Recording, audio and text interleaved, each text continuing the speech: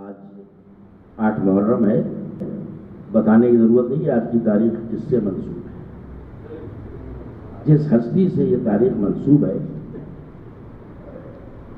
اس ہستی کے لیے امام سجاد علیہ السلام نے کیا فرمایا. مسائل ذرا 1 منٹ دور ہے بس. آپ نے فرمایا کہ روز قیامت اللہ میرے چچا کو وہ مرتبہ، میرے چچا عباس کو وہ مرتبہ عطا فرمائے گا کہ شہدائے اولین و آخرین اس مرتبے کو دیکھ کر رشک کریں گے. حسد کرنا الگ چیز ہے، حسد کرنا ایمان کو کھا جاتا ہے. حسد الگ چیز ہے، رشک الگ چیز ہے. حسد یہ ہے کہ گاڑی کہاں سے لے آیا، کیوں لایا، اس کا مکان کیسے بن گیا، ارے یہ مکان کہاں سے لایا، 2 نمبر کا پیسہ ہے، فلاں دیکھا، یہ سب حسد کی بات ہے. رشک یہ ہے کہ مولانا مجلس پڑھ رہے ہیں، کاش اللہ مجھے بھی وہ دن دیکھا تھا میں بھی مجلس پڑھنے لگتا. یہ رشک ہے، کاش میں بھی ایسا ہو جاتا. عمران خان کو مثلاً آپ نے سنا، کاش میں بھی محسن عمران کی طرف سے شاعری کرنے لگتا. یہ رشک ہے، یہ جائز ہے. اللہ کاش میں بھی ایسا بن جاتا.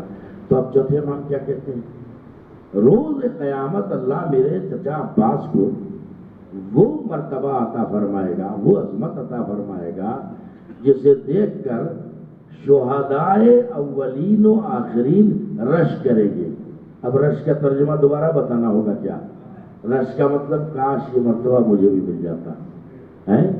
شہدائے اولین و آخرین. اب یہ بتائیے کہ شہداء میں کیا وہ افراد نہیں ہیں جن میں سے کوئی منصب نبوت پہ فائز ہے، کوئی منصب رسالت پہ فائز ہے؟ ہیں یا نہیں؟ بھائی جناب زکریا نبی تھے یا نہیں؟ جناب یحییٰ نبی تھے یا نہیں؟ تو شہید ہوئے نا. شہدائے اولین و آخرین، روز اول سے لے کے قیامت تک جتنے شہید ہیں سب اس کو دیکھ کے اس مرتبے کو رشک کریں گے. تو شہداء میں انبیاء بھی تو ہیں، مرسلین بھی تو ہیں. تو ذرا سوچ کے بتائیے کہ جب شہداء میں انبیاء بھی ہیں، مرسلین بھی ہیں، تو یہ انبیاء کیا ہیں؟ منصبدار نبوت. یہ مرسلین کیا ہیں؟ منصبدار رسالت. اب آپ بتائیے کیا جناب عباس منصبدار الہی ہیں؟ نہیں ہیں. نہ نبی ہیں، نہ رسول ہیں، نہ امام ہیں. تو کیا آپ کا ذہن، کوئی بات میں آہستہ آہستہ کہوں تو اس کا مطلب نہیں کہ کمزور، پوری تقریر کا اگلے جملے میں نچوڑ دوں گا میں. جناب عباس نہ منصبدار نبوت ہیں، نہ منصبدار رسالت ہیں، نہ منصبدار امام ہیں. چھوٹے بھائیوں کے امام، اب چھوٹے بھائیوں کو سمجھاؤں، نہ نبی ہیں، نہ رسول ہیں، نہ امام ہیں. اور شہدائے اولین و آخرین میں کچھ انبیاء ہیں، کچھ مرسلین ہیں، کچھ ائمہ تعلیم بھی ہیں، اور سب رشک کریں گے. تو کیا یہ بات سمجھ میں آ رہی ہے؟ حدیث سے انکار نہیں کر سکتے، اس لیے یہ حدیث متواتر ہے، معتبر ہے، مستند ہے، معصوم سے مروی ہے. انکار نہیں کر سکتے، لیکن توجیہ تو تلاش کریں گے نا. اب مجھے بتائیے، منصبدار افضل ہوتا ہے یا غیر منصبدار؟ نہیں بولے، ابھی مسائل 1 منٹ دور ہے. منصبدار افضل ہوگا یا غیر منصبدار؟ بولے نا، شرماتے کیوں ہیں؟ منصبدار افضل ہوتا ہے نا. تو بڑا مرتبہ تو منصبدار کو ملنا چاہیے. اور عباس جو ہے منصبدار الہی نہیں ہے، یعنی رسول نہیں ہے، نبی نہیں ہے، امام نہیں ہے، اور ان کو ایسا مرتبہ ملے گا کہ ہر منصبدار دیکھ کے رشک کرے گا، کاش یہ مرتبہ مجھے مل جاتا. تو اب ہمیں سوال کرنا ہوگا نا، قائم کرنا ہوگا کہ بھائی جب جناب عباس منصبدار نہیں ہے تو وہ اتنے مرتبے کے، بڑے مرتبے کے مالک ہو جائیں گے کہ منصبدار دیکھ کے اور وہ رشک کریں گے، یہ مرتبہ، کاش یہ مرتبہ ہمیں بھی مل جاتا. تو اس کی وجہ کیا ہے؟ توجہ دیجیے گا آپ. اس کی وجہ کیا ہے؟ انشاءاللہ ایک آدمی چپ نہیں بیٹھے گا. معاملہ یہ ہے، یہ سوال تو تبھی قائم ہوگا جب ہمیں نہ عباس کی معرفت ہو، نہ منصبدار کی معرفت ہو. ٹھیک ہے، مانا ہم نے کہ عباس منصبدار الہی نہیں ہیں مگر علمدار تو ہیں. عباس منصبدار نہیں ہے مگر علمدار بہرحال ہے. اب منصبدار اور علمدار کا فرق پہچانو. منصبدار دین بچاتا ہے، علمدار منصبدار کو بچاتا ہے. منصبدار دین بچاتا ہے، علمدار منصبدار کو بچاتا ہے. کربلا میں حسین دین کو بچا رہے تھے، عباس حسین.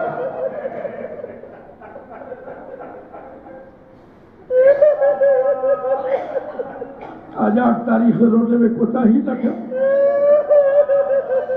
کوئی یہ نہ سمجھے کہ عباس اگر منصبدار نہیں ہے تو معاذ اللہ آپ کا قد کچھ کم ہو گیا. ہم بھی کسی کے بیٹے کو بیٹا کہہ دیتے، بیٹے ذرا ادھر آؤ، بیٹے ذرا پانی لا دو، بیٹے ذرا یہ کام کر دو، کہتے ہیں نا. تو ہم کسی کو بیٹا کہیں یہ اور بات ہے، اور اگر عصمت مطلقہ کسی کو بیٹا کہے. عباس کردار کی اس آخری معراج کا نام ہے جسے عصمت کبریٰ نے اپنا بیٹا کہا. اللہ عزیزوں اور دوستوں، ظاہر ہے کہ ایک حق منصبدار کا ہوتا ہے، ایک حق امام کا ہوتا ہے، ایک حق امت کا ہوتا ہے. امام کا حق ہم پہ کیا ہے، ہمارا حق امام کا کیا ہے. ختم ہو گئی میری بات، اور انشاءاللہ بہت روئیں گے آپ. ہمارا حق امام پہ یہ ہے کہ وہ ہماری ہدایت کریں، اور ان کا حق ہم پہ ہے کہ ہم ان کی اطاعت کریں. کیا صفحہ کائنات پہ عباس جیسا وفادار، اطاعت گزار، وفاشیار کوئی آپ کو نظر آتا ہے؟ اطاعت امام کا حق ادا کر دیا جناب عباس نے. گھبرائیے گا نہیں، کیونکہ آج کا دن بہرحال بہت رونے کا ہے. اور میں یہ بھی بتا دوں، مقاتل پڑھیے تو پتہ چلے گا. ابھی کمرے پہ بھی میں ذکر کر رہا تھا، مولا حسین فرماتے کہ یہ آنکھ اگر تجھے رونا ہے تو میرے بھائی عباس کو.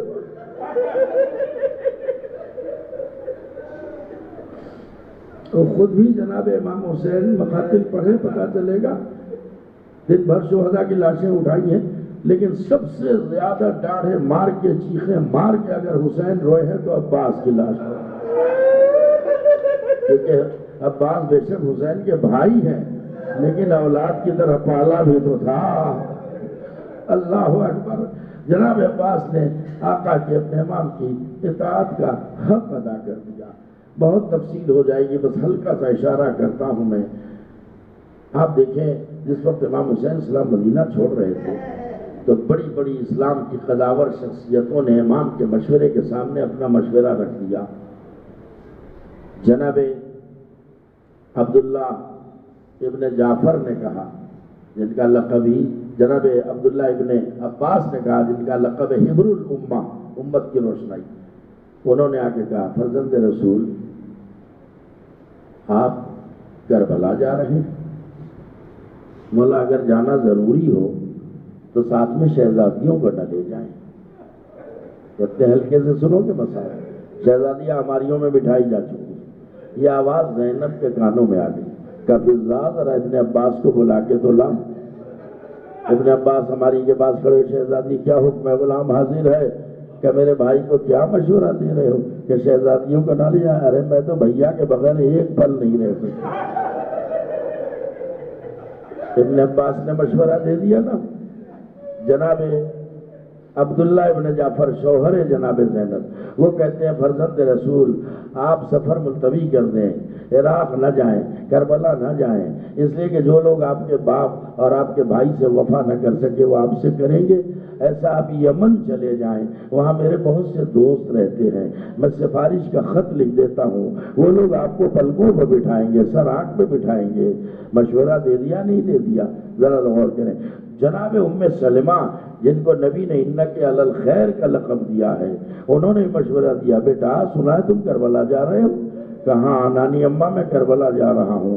تو ایک مرتبہ جب ام سلمہ کہتی ہیں کہ میرے لال خدا کے لیے میرے سامنے کربلا کا نام نہ لو، تمہارے نانا سے کربلا کے بارے میں بہت کچھ سن چکی ہوں. عزیزو رونے والوں، ہر شخص نے امام کے مشورے کے سامنے، امام کے فیصلے کے سامنے اپنا فیصلہ رکھ دیا، لیکن مجھے کسی ضعیف سے ضعیف روایت میں دکھاؤ کہ کبھی حسین کے فیصلے کے سامنے عباس نے اپنا فیصلہ رکھا ہو۔ نہیں، ادھر امام کا حکم ہوا، عباس نے سر جھکا لیا۔ بڑے بڑے حساس موقع آئے ہیں، اللہ اکبر، بڑے بڑے حساس موقع آئے۔ مجھے بتائیے، پورے مجمع سے میرا سوال ہے کہ آپ میں کوئی ایسا ہے جو اپنے بھائی کے جنازے کی توہین برداشت کر لے؟ امام حسن کے جنازے پر تیروں کی بارش ہو گئی، عباس کو جلال تو آ گیا تھا، تلوار نیام سے باہر کھینچ لی تھی۔ امام نے آواز دی، عباس تلوار نیام میں رکھو بھیا، جلال میں نہ آؤ، یہ مدینہ ہے، کربلا نہیں ہے۔ رونے کے لیے ساز شرط ہے۔ میں روز کہہ رہا ہوں، آنسو تب چھلک کے نکلتے جب دل پر چوٹ لیتی۔ کربلا ایک احساس کا نام ہے۔ اللہ، محرم ختم ہو رہا ہے، اب نہ رو گے تو کب رو گے؟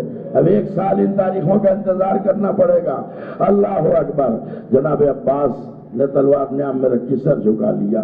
دوسرا موقع جب ولید کے دربار میں مطالبہ بیعت رکھا گیا اور امام نے بیعت سے انکار کیا، اٹھ کے چلنے لگے تو مروان ابن حکم ملعون کہتا ہے، ولید اگر حسین ہاتھ سے نکل گئے تو پھر ہاتھ نہیں آئیں گے، بہتر ہے کہ اسی وقت ان کا سر قلم کر لے۔ امام اکیلے نہیں گئے تھے، 18 جوانان بنو ہاشم کے ساتھ گئے تھے، مگر کمال احتیاط یہ کہ تم سب دارالامارہ کے دروازے کے باہر رہنا، جب تک میری آواز بلند نہ ہو اندر نہ آنا۔ جناب عباس کی قیادت میں 18 جوانان بنو ہاشم کھڑے ہوئے ہیں۔ ادھر اس ملعون نے بے ادبی کی، مروان نے کہا کہ ولید جلد حسین کا سر قلم کر لے، ہاتھ سے نکل گئے تو پھر ہاتھ نہیں آئیں گے۔ امام کو جلایا، ملعون تو اور میرا سر قلم کرے گا؟ یہ آواز عباس کے کانوں سے ٹکرائی، دروازے کو کھولا، 18 جوانان بنو ہاشم کے ساتھ دربار میں آئے۔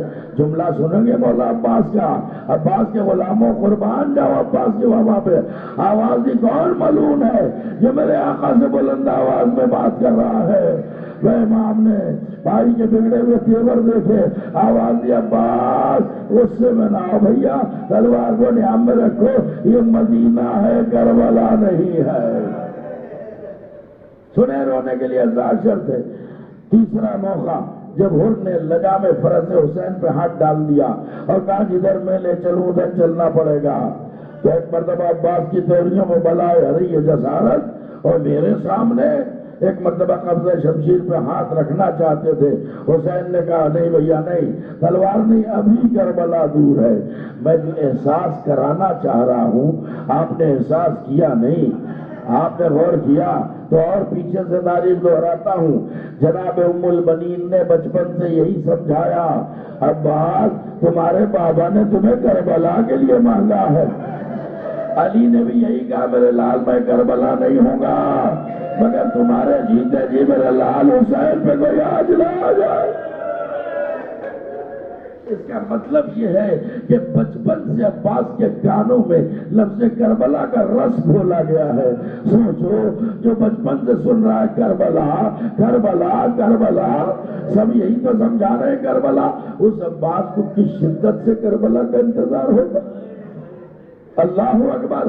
اور جب 2 محرم کو حسین کربلا پہنچے ہوں گے اور کہا ہوگا بھیا عباس آ گئی کربلا، تو میرا دل کہتا علی کے شیر نے گھوڑے پہ انگڑائی لی ہوگی، اچھا یہ ہے کربلا۔ اب میں بتاؤں گا ظالموں کو میرے آقا سے بے ادبی کا انجام کیا ہوتا ہے۔ عباس گھوڑے سے اترے، امام نے حکم دیا بھیا خیمے فرات کے کنارے لگا دو تاکہ بچے پانی سے قریب رہیں۔ عباس نے بڑے شد و مت کے ساتھ، بڑے جوش و ولولے کے ساتھ سارے خیمے فرات کے کنارے نصب کیے، یہاں تک کہ تاریخ گزرتی رہی۔ دیکھو امام حسین نے عباس کی شجاعت کے امنڈتے ہوئے سورج سمندر کو کہاں کہاں دبایا ہے، کس طرح کنٹرول میں رکھا ہے۔ عباس کی شجاعت پر اگر حسین کی امامت کا پہرا نہ ہوتا تو کربلا میں قیامت سے پہلے قیامت آ جاتی. احساس کر لو تو آنسو بہا لو, شہزادی فاطمہ کی دعائیں لو اور پھر چلے جانا. اللہ اکبر. یہاں تک کہ تاریخیں گزرتی رہی. جب 4 محرم آئی تو عمر سعد نے حکم نافذ کیا, حسین کے جتنے خیمے ہیں فرات کے کنارے سے ہٹا لیے جائیں.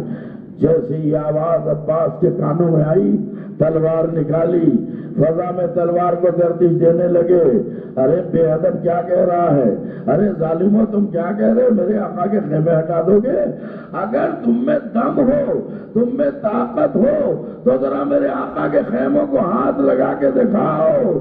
اس منظر کو حسین نے دور سے دیکھا. اب تاریخ نے رخ بدلا. اب حسین عباس کے پاس نہیں آئے, سر جھکا کے زینب کے پاس آ گئے. اے زینب, ارے میرا شیر پھر بھی کہ بھیا پھر روکتے کیوں نہیں؟ کہ زینب اب کیا کہہ کے روکوں, اب تک تو یہی کہہ کے روکا. عباس یہ مدینہ کربلا نہیں ہے, یہ مدینہ کربلا نہیں ہے. اے زینب اب کربلا ہے, مدینہ نہیں ہے. حسین کہتے ہیں زینب تم بھائی کو آواز دو, عباس کو جلدی روکو ورنہ قیامت آ جائے گی. زینب نے در خیمہ سے آواز دی, عباس تمہیں زینب کے سر کی قسم ہے جلدی میرے پاس آ جاؤ. ارے امام کا تو عباس احترام کرتے ہی تھے, بڑی بہن زینب کا کتنا احترام تھا. جیسی آواز سنی میری بہن پکار رہی ہے, تلوار نیام میں رکھی اور زینب کی خدمت میں غلاموں کی طرح آگے کھڑے ہو گئے. کہا زینب شہزادی غلام کو یاد کیا آپ نے؟ کہا یاد کیا. کہ حکم دیجئے, کیوں بلایا ہے؟ غلام حاضر ہے, حکم دیجئے. کہ بھیا یہ بتاؤ تمہیں بار بار غصہ کیوں آ جاتا ہے, یہ جلال کیوں آ رہا ہے؟ اللہ اکبر, کیا بڑی بہن کا روب ہے اور کیا چھوٹے بھائی کا احترام ہے. کہ شہزادی یہ ظالم کہہ رہے ہیں کہ آقا حسین کے سارے خیمے یہاں سے ہٹا لیے جائے. کہ پھر ہٹا کیوں نہیں لیتے؟ سنو انشاءاللہ بہت رہو. ہٹا کیوں نہیں لیتے؟ کہ شہزادی آپ کہہ رہی ہے تو ہٹا لوں گا, مگر میرے ساتھ ایک مجبوری آ گئی ہے شہزادی. کیا مجبوری کیا ہے؟ کہ میں نے دشمنوں کو چیلنج دے دیا ہے, اگر تم میں طاقت ہو تو میرے آقا کے خیموں کو ہاتھ لگا کے دکھاؤ. ایسے میں اگر میں خیمے ہٹاؤں گا یہ دشمن میرا مذاق اڑائیں گے. زینب نے کہا عباس کچھ بھی ہو تمہارے آقا کا حکم ہے. عباس نے سر جھکا لیا, جن ہاتھوں سے خیمے لگائے تھے انہیں سے اٹھانا شروع کر دیا. رونے والوں اتنے ہلکے میں مصائب نہ سنا کرو, اب مجلس اپنی اختتامی منزل پہ آ گئی ہے. سوچئے عباس کو کس شدت سے انتظار ہوگا کہ میرا حوصلہ کب نکلے گا, میں شجاعت کے جوہر کب دکھاؤں گا. مگر کہیں اجازت ملی نہیں ملی. صبح عاشورہ بازار شہادت گرم ہوا. عباس آس لگائے ہوئے ہیں. اب یہ جملہ میرا نہیں, ہندوستان کے ایک بڑے خطیب کا جملہ ہے. مجھے نہیں معلوم اس جملے کو دہراؤں گا تو یہاں کیا اثر ہوگا, لیکن جہاں وہ جملہ دیا تھا انہوں نے وہاں اتنا گریہ ہو گیا کہ کئی منٹ کا مولانا کے بولنے میں وقفہ ہو گیا. اس قدر گریہ ہوا. کہتے ہیں انہوں نے بیان کیا, بڑے مجمع میں خطاب کر رہے تھے. انہوں نے کہا عباس کی زندگی کی 2 ہی تمنائیں تھیں اور دونوں میں کوئی بھی تمنا پوری نہ ہوئی. پہلی تمنا یہ تھی کہ مجھے لڑنے کی اجازت مل جائے. سب کو اجازت ملی, عباس کو نہ ملی. اور دوسری تمنا یہ تھی کہ یہ پانی سکینہ کے لبوں تک پہنچ جائے. مگر ہائے عباس یہ تمنا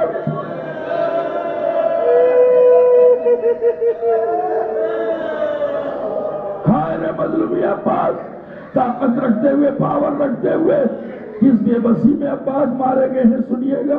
اب عالم یہ ہے کہ بازار شہادت گرم ہے, لاشوں پر لاشیں آ رہی ہیں. سنیے, مجلس تمام کیے دیتا ہوں, وقت زیادہ ہو گیا ہے. ایک مرتبہ عباس آئے, آنے کے بعد کہا آقا اب اجازت مل سکتی ہے مجھے؟ حسین نے سر اٹھایا. تاریخ میں ایسے ایسے جملے ہیں کہ اگر انسان احساس کر لے تو کلیجہ پاش پاش ہو جائے۔ حسین نے سر اٹھایا، ہاں بات بولو، کیا کہہ رہے ہو؟ کہ بازار شہادت گرم ہے، سب درجہ شہادت پہ فائز ہو رہے ہیں۔ آقا میری باری کب آئے گی؟ اب مجھے اجازت دیں میدان کارزار میں جاؤں اور آپ کے دشمنوں کو ان کے کیے کے انجام تک پہنچاؤں۔ امام کی دونوں آنکھوں میں آنسو آ گئے کہ بھیا کس دل سے تمہیں میدان میں بھیج دوں؟ تم تو میرے لشکر کے سردار ہو۔ سنیے ارباب مقاتل نے کہا فنظر یمینا و شمالا، عباس نے ایک بار داہنی طرف دیکھا، بائیں طرف دیکھا، آواز دی آقا وہ لشکر کہاں رہا جس کا میں سردار ہوں؟ پھر بھی امام نے لڑنے کی اجازت نہیں دی۔ کہا اچھا عباس یہ بتاؤ کہ خیموں سے کچھ آوازیں آ رہی ہیں؟ کہا آقا تو 7ویں محرم سے سن رہا ہوں، اللہ تش کی آوازیں آ رہی ہیں۔ کہ بھیا اگر تم بھی مارے گئے تو ان بچوں کے لیے پانی کون لائے گا؟ لہذا لو یہ مشکلہ لو، علم لو اور جاؤ میدان کارزار میں۔ جنگ کی اجازت نہیں ہے، دفاع کر سکتے ہو، اپنا بچاؤ کر سکتے ہو۔ تمہارا اصل ہدف اس وقت یہ ہے، اصل ہدف یہ ہے کہ مشکیزہ بھر کے لاؤ، کم سے کم پیاسے بچوں کو پانی تو پلا دیا جائے۔ اب عباس میدان قتال میں گئے، تفسیر میں نہیں، اور جانے کے بعد کیا عباس کی شجاعت تھی، کیا تیور تھے، تیور دیکھ کے فوجوں میں بھگدڑ مچ گئی اور فرات کا کنارہ خالی ہو گیا۔ علی کے شیر نے گھوڑے کو فرات میں ڈالا، مشکیزہ بھرا، چلو میں پانی دیا، کہتے ہیں پینے کے لیے لیا نہیں، عباس نے گویا پانی اٹھایا اور فرات کے چہرے پر دے مارا اور دشمن کو بتا دیا کہ کل بھی فرات ہماری تھی، آج بھی فرات ہماری ہے۔ اللہ اکبر، پینے کے ارادے سے نہیں دیا تھا لیکن کہہ دیتے ہیں کہ پینے کے ارادے، عباس کو سب پتا ہے سکینہ پیاسی ہے، جوہر ولی اصغر پیاسا ہے، تو عباس پانی پینے کا ارادہ بھی کر سکتے نہیں کر سکتے، پانی بھر کے چل رہے تھے۔ اب سن لیجئے مجلس تمام ہے، اب عباس کی ایک ہی خواہش ہے کہ کسی طرح یہ پانی سکینہ کے سوکھے ہوئے لبوں تک پہنچ جائے، لیکن اب عالم یہ ہے کھجور کی آڑ سے سہارا دے کے ایک ظالم نے دھوکے سے حملہ کیا، عباس کا داہنا بازو قلم ہو گیا۔ اللہ اکبر، داہنا بازو قلم ہو گیا۔ اس کے بعد پھر حملہ ہوا، بایاں بازو قلم ہو گیا۔ اب عباس کے دونوں ہاتھ کٹ چکے ہیں، اگر اس پس منظر میں سنیں گے تو قیامت کا گریہ ہوگا، دونوں ہاتھ کٹ چکے ہیں۔ اب عباس کیا کرے؟ ایک مرتبہ آپ نے مشکیزے کا تسمہ دانتوں میں دبا لیا، ہمت نہیں آ رہے، دانتوں میں دبا لیا۔ اللہ اکبر، علم کو کٹے ہوئے بازوؤں سے سینے سے لگا رکھا ہے، گھوڑا دوڑائے ہوئے چلے جا رہے ہیں۔ اچانک ہوا میں سنسناتا ہوا تیر آیا، مشک سکینہ پہ لگا، سارا پانی بہ گیا، عباس کی حسرتوں پہ پانی بھر گیا۔ گھوڑے کرو پھر مقتل کی طرف موڑ دیا، ہائے اب کس منہ سے جاؤ، اب سکینہ کو کیا منہ دکھاؤں گا؟ عزادارو سنو، قیامت کے مسائب میں اچانک ایک دوسرا تیر آیا جو عباس کی آنکھ پہ لگا۔ رونے والوں روزمرہ کا مشاہدہ ہے، ارے آنکھوں میں ایک تنکا پڑ جاتا ہے، آنکھوں میں ایک تنکا پڑ جاتا ہے تو کبھی یہ ہاتھ جاتا ہے، کبھی آنکھ پہ یہ ہاتھ جاتا ہے۔ ہائے عباس کی آنکھ پہ تنکا نہیں ہے، تیر لگا ہوا ہے اور دونوں ہاتھ کٹ چکے ہیں۔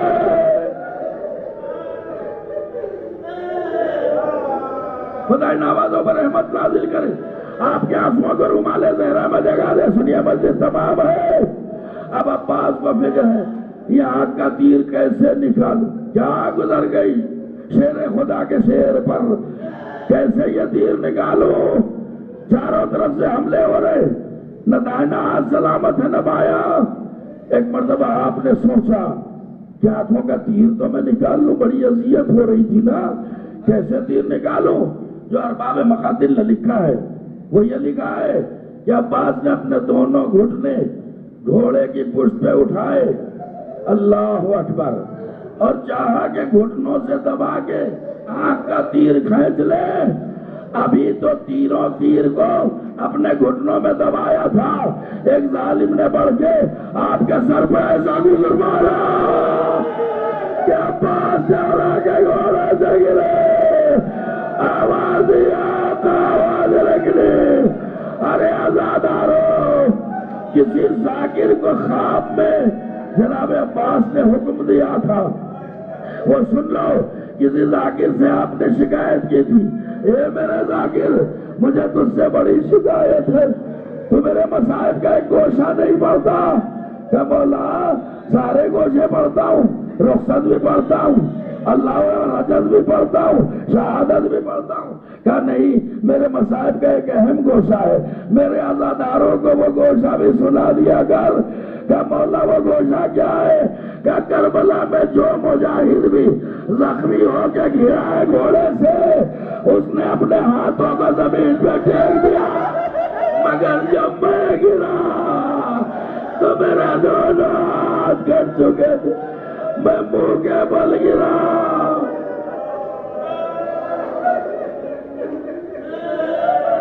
ختم ہو رہی ہے مجلس، آواز دیا آقا ہو ادرکنی، مولا میری مدد کو آئیے۔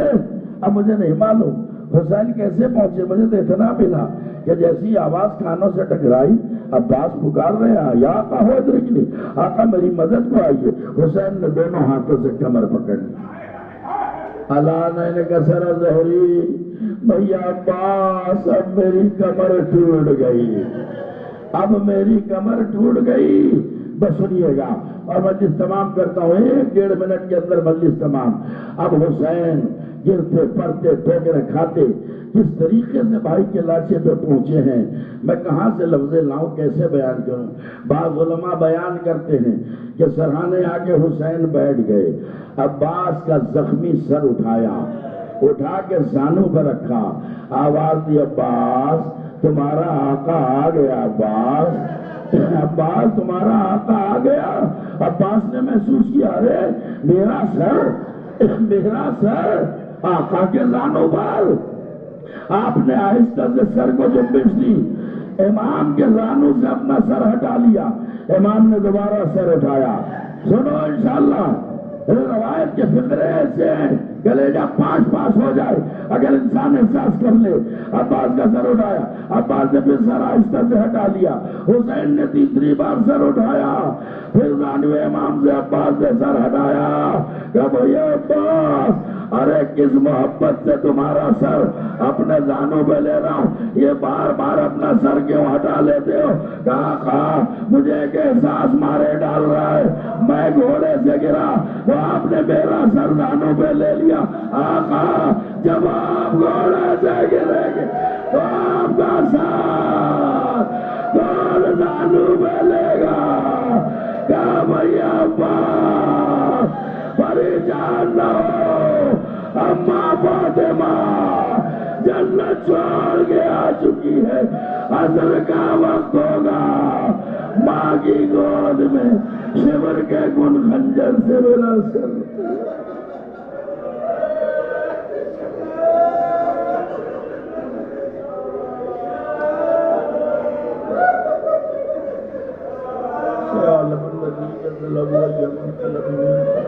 ماتب حسین